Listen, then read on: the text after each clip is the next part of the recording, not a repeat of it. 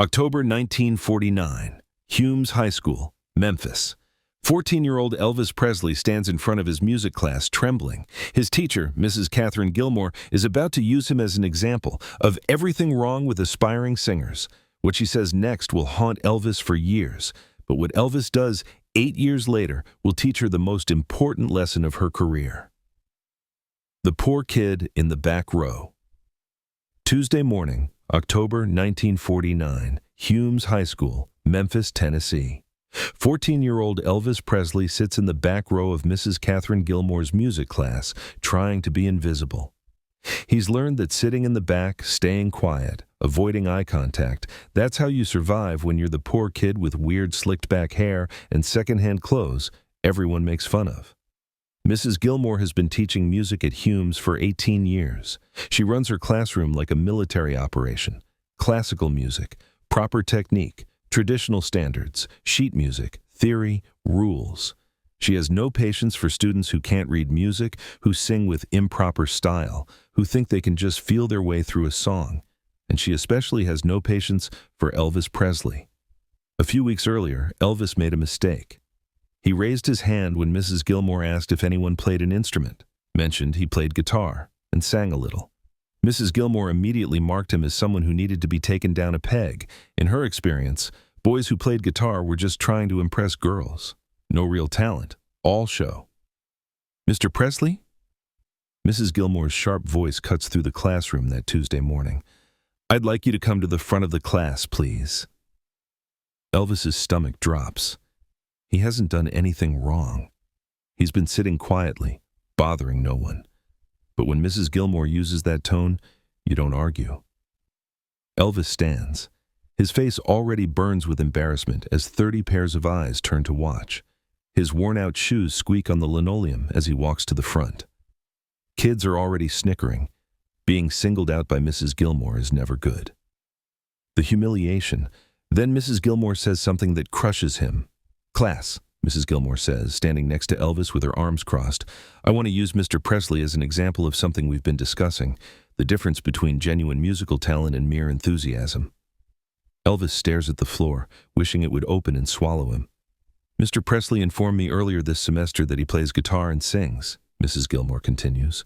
"So I asked him to bring his guitar today and demonstrate." Elvis's head snaps up. He hasn't brought his guitar. He doesn't even own one anymore. His family pawned it last month to pay the electric bill, but before he can explain, Mrs. Gilmore is already talking. "Oh, you forgot it. How convenient." Sarcasm drips from her voice. "Well, perhaps you can sing for us instead. After all, you told me you perform at local venues. Surely you can sing without accompaniment." Elvis wants to run, wants to disappear, but 30 kids are staring. Mrs. Gilmore is staring with that look that says she already knows he's going to fail. I don't know what to sing, ma'am," Elvis mumbles. "Anything you'd like, Mr. Presley, whatever showcases your talent." The way she says talent makes it clear she thinks he has none. Kids giggle. Elvis's hands shake. His throat feels tight, but he's been singing his whole life. He can do this. Elvis closes his eyes and starts singing Old Shep, the song his mama loves. His voice comes out shaky at first, nervous, uncertain. Then something happens that always happens when Elvis sings. He forgets where he is, forgets the classroom, forgets Mrs. Gilmore, forgets everything except the music. His voice finds its natural style, that blend of country and blues and gospel, that emotional intensity that makes a song feel real instead of just pretty. He pours his whole heart into it, singing about loss and love and grief. When Elvis finishes, the classroom is completely silent. For a moment, he thinks maybe he did well. Maybe Mrs. Gilmore will finally see he's not just some poor kid pretending. Then, Mrs. Gilmore starts clapping, slowly, sarcastically. A few students nervously join in. "Thank you, Mr. Presley, for that interesting demonstration," she says. "Class, pay attention now, because Mr. Presley has just shown us several critical mistakes that aspiring singers make." Elvis stands frozen as Mrs. Gilmore circles him like he's a specimen under examination. First, notice the complete lack of proper vocal technique, no breath support, no attention to pitch accuracy. Second, observe the excessive emotional display. In professional music, we control our emotions. We don't let them control us. Each word is a slap. Elvis keeps his eyes on the floor, blinking back tears. Third, and perhaps most importantly, notice the stylistic confusion. Is this country? Is this blues? Mr. Presley seems unable to commit to a single genre, which shows a fundamental lack of understanding. Mrs. Gilmore stands directly in front of him. Mr. Presley, I'm going to tell you something, and I want you to listen carefully. Elvis looks up. She meets his eyes with absolute certainty. I've been teaching music for 18 years. I've seen hundreds of students. Some have genuine talent, most don't. You, unfortunately, fall into the second category. The classroom is dead silent now. Even kids who usually laugh at everything seem uncomfortable. You have enthusiasm, I'll grant you that. But enthusiasm isn't talent. Playing guitar at local venues for tips isn't a career. It's a hobby at best, a delusion at worst. Your voice is untrained. Your style is confused. Your understanding of music theory is non-existent. She pauses for effect. My advice to you is to give up this music fantasy now, before you waste years chasing something you'll never achieve. You will never be a professional singer. You don't have what it takes. The sooner you accept that, the better off you'll be. She turns to the class. Mr. Presley has done us a service today by demonstrating what not to do. He's shown us that raw emotion without technical skill is just noise. That mixing genres without understanding them is confusion. That confidence without competence is arrogance. Mrs. Gilmore looks back at Elvis. You may sit down now, and please stop wasting everyone's time with these musical pretensions. Mama's fury. Elvis walks back to his desk feeling like he's been physically beaten. Other students won't look at him. Nobody says a word. He sits and stares at his desk for the rest of class, not hearing anything, just replaying her words. You will never be a professional singer. You don't have what it takes. After class, Elvis doesn't go to his next period. He walks out of school, gets on the city bus, rides home to Lauderdale Courts, goes straight to the apartment, not caring he'll get in trouble for cutting school. His mama, Gladys, is home doing laundry. She takes one look at Elvis's face and drops the shirt she's folding. Baby, what happened? Why aren't you in school? Elvis tries to hold it together, tries to be tough. But the moment his mama asks, everything pours out. Mrs. Gilmore, being made to sing, being told he'd never make it, being used as an example of what not to do. Gladys listens, her face getting harder with each word. When Elvis finishes, she grabs her coat. Come on, we're going back to that school. Mama, no! Elvis Aaron Presley, no teacher is going to talk to my son that way, not on my watch. But what Elvis does next shocks everyone. They take the bus back to Hume's. Gladys marches straight to the principal's office with Elvis trailing behind, embarrassed, but also secretly glad his mama is fighting for him. Principal Robert Cole listens to Gladys's furious account. He promises to speak with Mrs. Gilmore, but gently suggests maybe Elvis is being overly sensitive. Constructive criticism is part of education. That wasn't constructive criticism, Gladys says, voice shaking with anger. That was humiliation. That was a teacher using her position to crush a child's dreams in front of his peers, and I won't stand for it. Walking home, Gladys puts her arm around Elvis. Baby, listen to me real careful. That woman doesn't know what she's talking about. Mama, she's been teaching music for 18 years. She knows how to teach kids to sing like robots, Gladys interrupts. She knows how to make them follow rules and fit into boxes, but you know what she doesn't know? She doesn't know that the best music in the world comes from people who don't fit in boxes. She doesn't know that feeling is more important than technique, and she sure as hell doesn't know my son. Elvis wants to believe her. But Mrs. Gilmore's words echo. You will never be a professional singer. You know what you're going to do, Gladys says. You're going to prove her wrong. Every time you sing, every time you perform, every time someone tells you you're good, you're going to remember what that bitter old woman said, and you're going to use it as fuel. The silent promise. That night, Elvis can't sleep. He keeps thinking about standing in front of that class, the laughter, Mrs. Gilmore's certainty that he would fail, but he also thinks about his mama's words. Use it as fuel. The next day at school, Elvis walks past Mrs. Gilmore in the hallway. She doesn't acknowledge him, doesn't even look at him. He's just another failed student, already forgotten. But Elvis looks at her, makes a silent promise to himself. One day, he'll make her remember him. One day, she'll know his name. Elvis starts performing more after that. Every local venue that'll have him. Every radio amateur contest. Every talent show. He sings with more intensity, more passion, more determination. And every time someone tells him he's good, every time someone requests a song, every time someone throws money in his guitar case, Elvis thinks about Mrs. Gilmore and thinks, "See, you were wrong." In 1954, when That's All Right starts playing on Memphis radio, one of Elvis's first thoughts is Mrs. Gilmore. He wonders if she's heard it, if she recognizes his voice, if she remembers the kid she humiliated. By 1955, Elvis is playing sold-out shows across the South.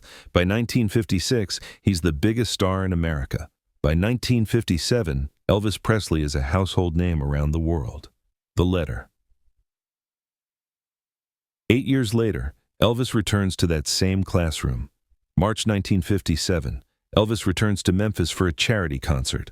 The local newspaper runs a big story about their hometown hero, mentioning he graduated from Humes High School. The article quotes several former teachers, all claiming to have recognized his talent early on. Catherine Gilmore is not among those quoted, but she reads the article in her kitchen, staring at a photo of Elvis on stage in front of thousands of screaming fans, and feels something she's never felt before, the sickening realization that she was completely wrong. A few weeks later, Mrs. Gilmore does something she's never done. She writes Elvis a letter, sends it to his management company, not expecting it to reach him. In the letter, she apologizes, explains that she'd been teaching the same way for so long she couldn't recognize talent that didn't fit her narrow definition. Says watching him succeed taught her more about music than 18 years of teaching ever had. She asks if he could ever forgive her. Elvis receives the letter while on tour. His cites. Manager assumes he'll throw it away. Instead, Elvis reads it 3 times, carefully folds it, puts it in his wallet. When Elvis returns to Memphis a month later, he does something unexpected. He goes back to Humes High School, asks to speak with Mrs. Gilmore. She agrees, terrified about what he might say. They meet in the same classroom where she humiliated him 8 years earlier. Mrs. Gilmore, now looking older and smaller than Elvis remembers, sits at her desk. Elvis stands in front of her, the same spot where he stood as a terrified 14-year-old. The forgiveness. What Elvis tells her changes how she teaches forever. "Mrs. Gilmore," Elvis says, "I got your letter." "Mr. Presley, I'm so deeply sorry. Please let me finish." Elvis's voice is gentle. "I wanted to thank you." Mrs. Gilmore looks shocked. "Thank me?" "Yes, ma'am. What you did that day, it hurt. It hurt bad. I went home thinking maybe you were right. Maybe I should give up, but then I realized something. You gave me a choice. I could believe you, or I could prove you wrong. And choosing to prove you wrong made me work harder than I ever would have otherwise." Elvis smiles. "Every time I wanted to quit, every time someone rejected me, I thought about you telling me I'd never make it, and I thought, watch me." Mrs. Gilmore has tears in her eyes. "I was wrong about you. About everything." "You weren't all wrong," Elvis says. "I didn't have technical training. I was mixing genres in ways that made no sense. I was singing with too much emotion and not enough control. All of that was true. You just didn't understand that those things weren't flaws. They were what made me different." He sits in one of the student desks looking around the classroom. "You know what I learned from that day? The people who tell you you can't do something are usually people who don't understand what you're trying to do. They're not evil. They're just limited by their own understanding." Mrs. Gilmore nods, wiping her eyes. "I've changed how I teach because of you. I tell my students now that there are many ways to make music, not just the way I was taught.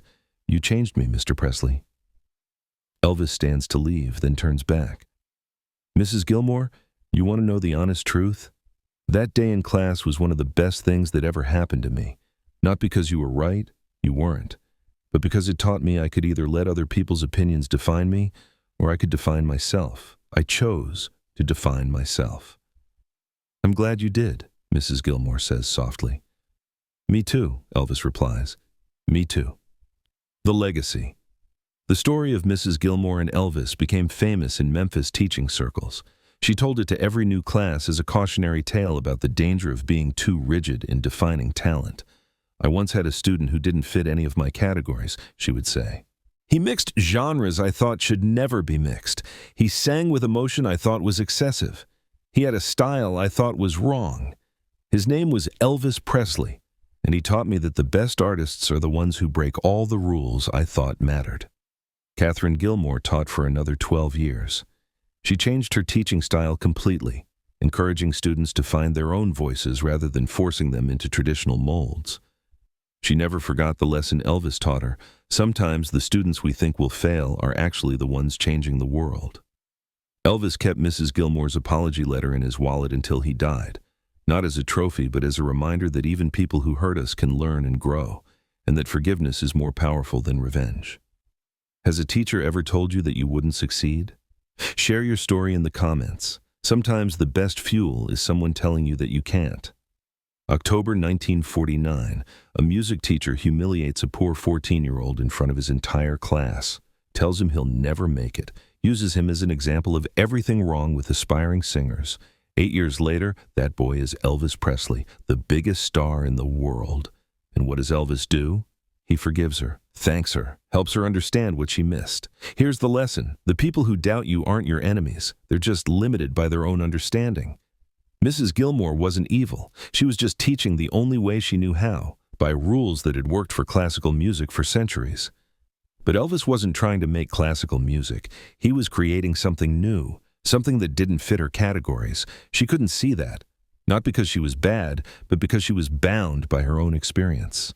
Elvis could have destroyed her, could have publicly shamed her, could have used his fame to humiliate her the way she humiliated him. Instead, he chose grace, chose forgiveness, chose to help her learn. That's the mark of true greatness, not proving people wrong with anger, proving them wrong with success and then teaching them why they were wrong. Mrs. Gilmore spent the rest of her career teaching students what Elvis taught her. Rules are important, but breaking rules is how we move forward. Technique matters, but soul matters more. And sometimes the students who seem most likely to fail are actually the ones about to change everything. If you've made it, if you've proven doubters wrong, how did you handle it? With anger or with grace? Share below.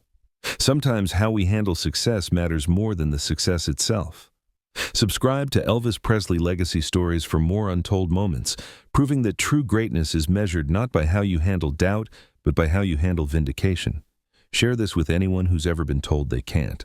And if you're the person who doubted someone, maybe it's time to write your own apology letter. Elvis kept Mrs. Gilmore's letter in his wallet until he died, not as a trophy, as a reminder that forgiveness is stronger than revenge, that grace is more powerful than anger, that teaching someone why they were wrong is better than just proving them wrong. The music teacher told Elvis he'd never make it. 8 years later, Elvis came back and taught her the most important lesson of her career. That's legendary.